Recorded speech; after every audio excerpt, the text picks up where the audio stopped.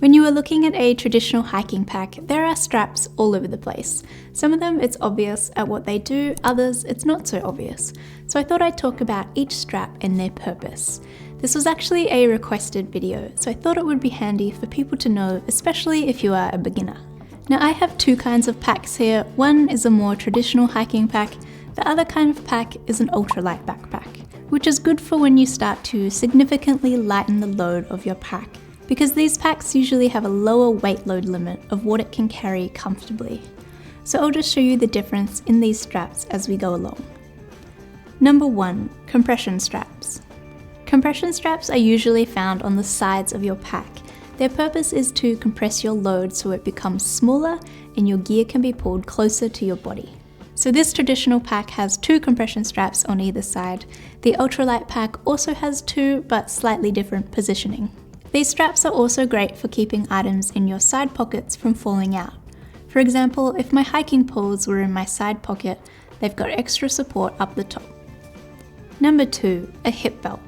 This is usually the most defining feature of a hiking pack. Your hip belt should sit directly on top of your hip bones. Its purpose is to take a significant weight load off your shoulders and onto your hips, making carrying your pack for long periods of time much more comfortable. Number 3, a sternum strap. Otherwise known as a chest strap, it connects the 2 shoulder straps of your pack and clips across your sternum. This strap is basically there to increase the stability of your pack on your body. It also keeps the shoulder straps in place so they don't slide down. It's usually the place where you also might find an emergency whistle. Number 4, gear loops. So these are the 1 or the 2 loops that you'll find at the bottom of your hiking pack. Their purpose is so you can carry things like trekking poles or even an ice axe. You can rest the bottom into the loop and secure them with the draw cord. So these elastic little cords can be helpful for securing things down. Number 5, load lifters.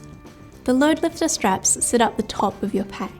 These straps pull in the weight at the top of your pack forward or backwards. In other words, it can lift the pack up off your shoulders. However, these are a little bit of a balancing act. It is recommended to have these straps sit at about a 45-degree angle, but it's really about what you find comfortable, so these are ones to play around with. Number 6, loading straps. These straps are usually found on the bottom or the top of your hiking pack. Your pack might even have both. They usually have some kind of clip and are great for attaching things like a sleeping mat or a tent. Number 7, hip belt stabilizer. These straps connect the hip belt to the body of the pack and will basically pull the pack closer to your body, especially around the bottom. I love these straps and pretty much always pull them as tight as they can go. Number 8, grab handles. Usually a backpack will have some sort of handle at the top between the shoulder straps. Some might even have a handle on the side. And it's literally just a handle. It might be helpful if you need to hang your pack up somewhere. I actually always use this handle to help myself put my pack on. I feel like I use this handle so much that one day I'll break it. Number 9, shoulder straps. These straps are usually a key indicator for whether a pack will fit you or not. For most traditional hiking packs, the height of the shoulder straps will be adjustable, raising up or down depending on the length of your torso.